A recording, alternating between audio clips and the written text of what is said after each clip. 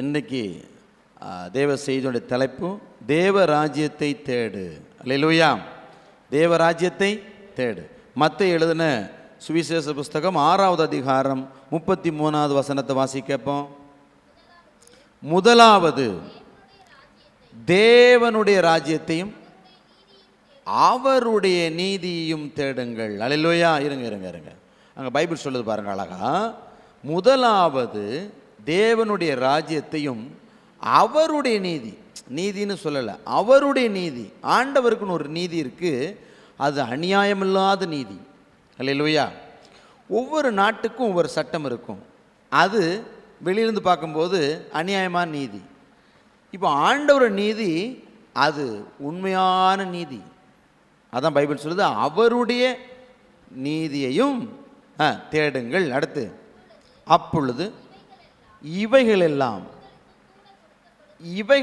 உங்களுக்கு கூட, இவைகளெல்லாம் சுகம், அற்புதம், அதிசயம், ஆசீர்வாதம், நன்மைகள், சமாதானம், ஊழியக்காரராக இருந்தால் வரங்கள், வல்லமைகள், வெளிப்பாடுகள், தரிசனம், ஆசீர்வாதம் கொடுக்கப்படும். இந்த பைபிள் வசனத்தை நல்லா கவனிங்க. முதலாவது தேவனுடைய ராஜ்யத்தையும் அவருடைய நீதியும் தேடுங்க. முதல் தேட வேண்டியதே ராஜ்யம். இந்த உலகத்தில் 2 ராஜ்யம் இருக்குது. ஒன்று பிசாசின் ராஜ்யம், இன்னொன்று ஆண்டவருடைய ராஜ்யம். பிசாசின் ராஜ்யங்கள் எல்லாருக்கும் தெரிகிற மாதிரி இருக்குது, மனுஷிக ராஜ்யம் அதில் சேர்ந்துடுது. ஆனால் ஆண்டவருடைய ராஜ்யம் நம்ம தான் அதை கட்டணும். அல்லேலூயா. யார் தான் கட்டணும்? ஆண்டவர் ராஜ்யத்தை தேவ பிள்ளைகள் தான் கட்டணும். இப்போ நம்ம தேட வேண்டியது எதை தேடணும்? ஆனால் எதை தேடுறோம்னா, இப்போ இந்த நீதியை தேடாமல் ஆசீர்வாதத்தை தேடுறோம். இந்த பாஸ்டர்கிட்ட போனால் ஆசீர்வாதம் கிடச்சிருமா, அந்த பாஸ்டர்கிட்ட போனால் ஆசீர்வாதம் கிடச்சிருமா, அந்த கூட்டத்துக்கு போனால் ஆசீர்வாதம் கிடச்சிருமா, இல்லை வேறு கூட்டத்துக்கு போனால் ஆசீர்வாதம் கிடச்சிருக்குமா, அல்லது ஆசீர்வாத கூட்டம்னு ஒன்று வைக்கிறாங்களே அதில் போனால் தான் ஆசீர்வாதம் கிடச்சிருமா அப்படின்னு நிறைய இடங்களில் அவங்களுக்கு மூளைக்கு எட்டினபடி தேடுறாங்க.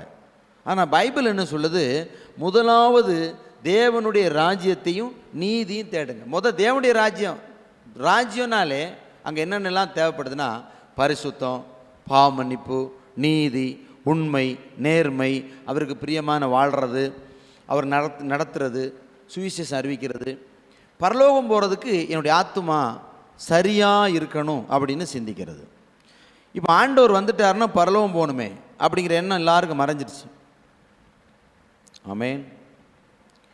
முத பெந்தகோஸ் உருவானதே ஆண்டவர் வரப்போகிறாரு, நாங்கள் போக போகிறோம், அப்படி தான் அந்த பெந்தகோஸ் சபை உருவாச்சு. அந்த 120 பேருடைய மனநிலை பிரிஞ்சுன்னா, ஏசப்பா வரப்போகிறாரு, நாங்கள் போக போகிறோம், அதனால் அந்த பூமி எங்களுக்கு வேணாம், மண்ணுக்காக மாணிக்கத்தை நான் இழக்க மாட்டேன். அப்படி தான் அந்த பாட்டு ஒன்று இருக்குது, மண்ணுக்காக மாணிக்கத்தை விட்டுட மாட்டேன் அப்படின்னு. இன்றைக்கி மாணிக்கம்தான் தேவை. பரலோக ராஜ்யத்தை மறந்தாச்சு, நீதியை மறந்தாச்சு, நேர்மையை மறந்தாச்சு, எல்லாவற்றையும் மறந்தாச்சு. இப்போ என்ன தேவை? உலகம். பைபிள் சொல்லுது, உலகத்தில் உள்ளவைகளிலும் அன்பு கூறாதிருங்கள். அல்லேலூயா. உலகத்தில் உள்ளவைகளும் அன்பு கூறாதிருங்க, அதில் அன்பு கூறாதீங்க. ஆமென். இப்போ நம்முடைய கவனத்தை நீங்கள் கவனித்து பாருங்கள். நம்முடைய கவனம் எங்கே இருக்குன்னா, நமக்கு நல்ல பணக்காரன் ஆகணும் அப்படிங்கிற ஒரு எண்ணம் இருக்குது. அல்லேலூயா. இது வேதத்தின்படி தவறானது. பைபிள் சொல்லுது, பண ஆசை எல்லா தீமைக்கும் வேறாயிருக்கும். தீமைக்கு வேறு. பண ஆசை உங்களுக்கு வந்துருச்சுன்னா, நீங்கள் ஒரு தீமையான வேறு பிடிச்சிருச்சு, உங்களுக்கு அந்த வேரை இருக்கணும். இந்த வேறு வந்துருச்சு, அப்படி தான் பைபிள் சொல்லுது பாருங்கள். முதலாவது தேட வேண்டியது பரலோக ராஜ்யத்தை தேடணும். ஆண்டவர் வந்தால் நான் பரலோகத்துக்கு போகணும். ஞானஸ்நானம் எடுத்திருக்கேனா, பரிசுத்தம் பெற்றிருக்கேனா, அபிஷேகம் பெற்றிருக்கேனா, உண்மையாக இருக்கேனா, நீதியாக இருக்கேனா, பரிசுத்தமாக இருக்கேனா, உபவாசம் பண்ணுறேனா, அல்லது கண்விழிப்பு ஜெபத்தில், காத்திருப்பு ஜெபத்தில் இருக்கிறேனா, அதெல்லாம் மறந்துட்டு மக்கள் பாருங்கள், நோவாவின் காலத்தில் நடந்தது எப்படியோ அப்படியே மனுஷகுமார் நாட்களிலும் நடக்கும். நோவா கத்திக்கிட்டே இருந்தார், நோவா பேழையும் கட்டிக்கிட்டு இருந்தார், ஆனால் யாரும் கேட்கல. யார் என்ன செய்யலை? கேட்கல. எல்லாம் உலகத்தோடு உலகமாக பிணைஞ்சு வாழ்ந்துட்டு இருந்தாங்க. கர்த்தர் சொல்லியிருந்தார், நோவாவுக்கு மட்டும்தான் சொல்லியிருந்தார். மேலேருந்து ஸ்பீக்கர் வந்து கத்தலை, மேலே வானத்துலேருந்து கத்தலை, இதோ நான் சீக்கிரம் வரப்போகிறேன்லாம் சொல்லலை. 40 நாள் மழையை பண்ண போகிறேன்னு பெய்ய பண்ண போகிறேன்னு சொல்லலை. நீதிமானோட தான் பேசுவார், எல்லாரோடையும் பேச மாட்டார். முதல்ல அதை தெரிஞ்சு கொள்ளணும். இந்த இந்த ரகசியங்களை நீங்கள் புரிஞ்சுக்கலைன்னா நீங்கள் வஞ்சக ஆவியில் சிக்கப்பட்டுடுவீங்க. நோவாவுக்கோ கர்த்தருடைய கண்களில் தயவு கிடைத்ததுன்னு போட்டிருக்கு. அந்த வாழ்ந்த நாட்களில் ஆதியாம் புஸ்தகம் 6 அதிகாரத்தில் வாசிக்கும்போது, நோவாவுக்கோ கர்த்தருடைய கண்கள் என்ன செஞ்சிருச்சு? கிருபை கிடைச்சிச்சு, தயவு கிடைச்சிச்சு. அல்லேலூயா. அவனோடு தான் கர்த்தர் பேசினார், அந்த நோவாவோடு தான் கர்த்தர் பேசினார். பேழையை கட்டுங்கப்பா, வர்றவங்க வரட்டும், நீ அறிவிச்சுட்டே இரு. ஆனால் ஒரு தரும் செவி கொடுக்கல. ஆமென். பைபிள் இக்காலத்தில் சொல்லுது, நோவாவின் நாட்களில் எப்படி நடந்ததோ மனுஷகுமார் நாட்களிலும் அப்படியே நடக்கும்னு போட்டிருக்கு. அப்படின்னு என்ன அர்த்தம்னா, யாரும் கேட்க மாட்டாங்க, யாரும் உணர மாட்டாங்க. நீ பேச வேண்டியது பேசு. அல்லேலூயா. இப்போ ஒவ்வொரு கிறிஸ்தவனும் எதை சிந்திக்கணும்னா பரலோக ராஜ்யத்தை சிந்திக்கணும். ஒவ்வொரு ஊழியக்காரன் எதை பேசணும்னா பரலோக ராஜ்யத்தை காட்டி கொடுக்கணும். இன்றைக்கி எப்படி பரலோக ராஜ்யத்தை பேசுகிற ஊழியக்காரன் நான் பார்த்ததே இல்லை, பரிசுத்தத்தை பற்றி பேசுகிற ஊழியக்காரனை பார்த்ததே இல்லை. ஏதோ கலர் லைட்லாம் போட்டுட்டு ஆடி டான்ஸ் பண்ணி ஏதோ மனதை மயக்க வைக்கிற மகிழ்விக்கிற ஏதோ ஒரு ஒரு களியாட்டு போல தான் இருக்குது. தேவன் அதை விரும்புறதில்லை. தேவனுடைய ஆண்டோடைய முதல் வேர்ட் அங்கே சொல்லுது. மத்தேயு எழுதின சுவிசேஷ புஸ்தகம் 4வது அதிகாரம் 17. மத்தேயு 4வது அதிகாரம் 17வது வசனம் வாசிங்க. அது முதல் இயேசு, மனம் திரும்புங்கள், பரலோக ராஜ்யம் சமீபித்து இருக்குது என்று பிரசங்கிக்க தொடங்கினார். அது கடைசி ஆண்டவர் வர்றனால தான் அந்த முடிவு இருக்குது. அது வரைக்கும் முடியக்கூடாது. ஆண்டவர் தொடங்கினதை மனுஷன் முடிச்சிடக்கூடாது. ஆண்டவருடைய முதல் வேர்டு நல்லா கவனிங்க. முத ஊழியத்துக்கு வந்து முத வார்த்தை என்ன தான் சொல்கிறாரு?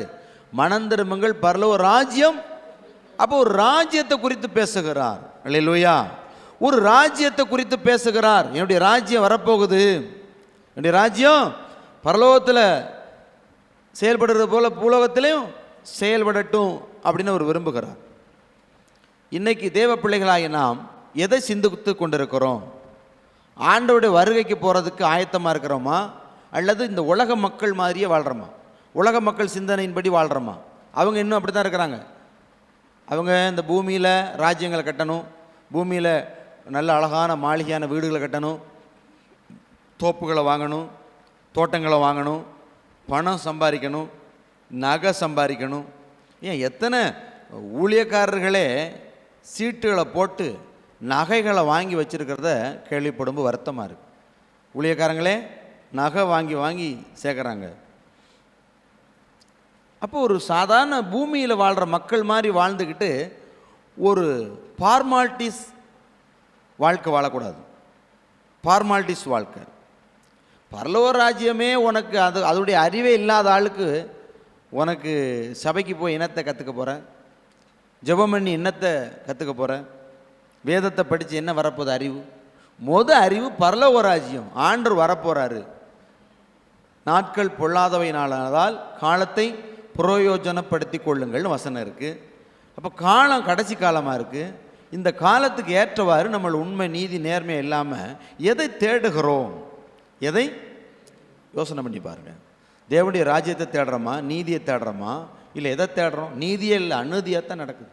அநீதி சபைகளில் அநீதி நடக்குது.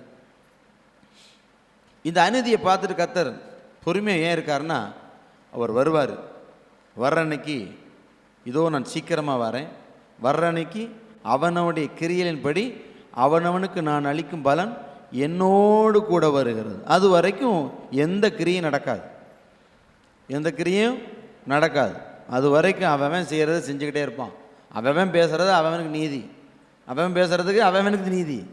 அந்த நீதியின் ராஜா வர்ற அன்னைக்கு தான் எது நீதி எது அநீதின்னு தெரியும். அது வரைக்கும் தேவ பிள்ளைகளாகிய நாம் இந்த வேத சட்டத்தின்படி வாழ பழகணும். ஆண்டவர் வரும் வரைக்கும் அல்லது நம்முடைய ஆயுசு முடிஞ்சு ஒருவேளை நம்மளை ஆண்டவர் எடுத்துக்கொண்டு போகிறானால் அந்த பரலோக ராஜ்யத்துக்கு போகிறதுக்கு நம்மக்கிட்ட ஒரு குற்றம் கூட இல்லாமல் நீதிமானாய், வேதம் சொல்லுது, நீதிமான் பனையை போல செழிப்பான். தேவனுடைய ராஜ்யத்தையும் நீதியும் தேடுங்க. நீதியை தேடுங்களேன், சூப்பராகிருவீங்க. அநியாயம் செய்யாமல், அநீதி செய்யாமல், மன விருப்பத்தின்படி செய்யாமல், நம்ம சுய நீதியின்படி செய்யாமல், மனுஷிக நீதியின்படி செய்யாமல், தேவனுடைய நீதியை படி செய்வோம். ஆண்டவர் என்ன சொல்லியிருக்காரு? நீதியை சொல்லியிருக்காரு. நீதி செய்கிறோமான்னு பாருங்கள். இன்னும் வியாபாரிகள் கள்ளத்தராசு பண்ணுறாங்க. தேவனுடைய பிள்ளைகளாக இருக்கிற சிலர் வியாபாரிகளாக இருக்கிறாங்க, ஆனால் கள்ளத்தராசு பண்ணுறாங்க. ஒன்றுக்கு ரெண்டாக கொள்ளையடிக்கிறாங்க. வேலைக்கு போகிற இடத்துல திருடுறாங்க, கேள்விப்படுறேன். அதெல்லாம் வருத்தமாக இருக்கு இல்லையா? அப்போ இதெல்லாம் எப்படி? வேலைக்கு போகிற இடத்துல திருடுறது, அநீதி செய்கிறது, அநீதி செய்கிறவங்களுக்கு துணை போகிறது, பொய் சொல்கிறவனுக்கு துணை போகிறது, இது எல்லாமே இந்த பூமியோடு முடிஞ்சிடும். பரலோக ராஜ்யத்துக்கு போக முடியாது. பரலோகத்துக்கு போனோம்னா ஒருத்தர் நீதிமானாக இருக்கணும். நீதிமானின் சிரசின் மேல் ஆசீர்வாதம் தங்கும். நீதிமானுக்கு வரும் ஒரு கேடும் வராதுன்னு இருக்கு. பைபிள் எப்படி சொல்லுது? நீதிமானுக்கு ஒரு கேடும் வராது. அல்லேலூயா. நீதியை வாழணும். ஆமென். அந்த தரித்திர லாசரு அவன் நீதியாக வாழ்ந்தான், சொரிஞ்சுக்கிட்டே இருந்தான், ஒருவேளை சோத்து கூட வழி இல்லாமல் இருந்தான். ஆனால் ஆபிரகாம் மடியில் கொண்டு போய் விடப்பட்டான் செத்த பின்னாடி. அதுதான் வாழ்க்கை. எவ்வளோ கஷ்டப்பட்டாலும் துக்கப்பட்டாலும் நீதிமானாக வாழ்ந்தால் போதும். ஆண்டவர் நமக்கு தேவை. ஆண்டவர் ராஜ்யத்துக்கு போன அவ்வளோதானே.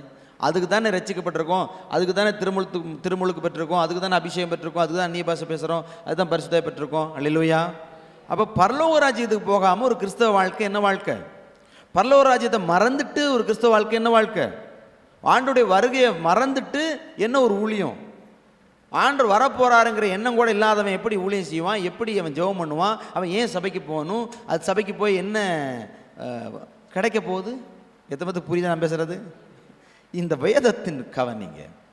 நாம் இந்த பூமியில் தேவனுடைய ராஜ்யத்தை கட்டுவதற்கு அழைக்கப்பட்டிருக்கிறோம். ஒரு திருச்சபையாக சேர்ந்து தான் கட்டணும். பாஸ்டரும் பாஸ்டர் குடும்பம் தான் கட்டணும், அல்லது ஒரு உடன் ஊழியர் மட்டும் தான் கட்டணும், அப்படிலாம் கிடையாது. நூற்றாண்டில் அவங்க எல்லாரும் சேர்ந்து கட்டினாங்க.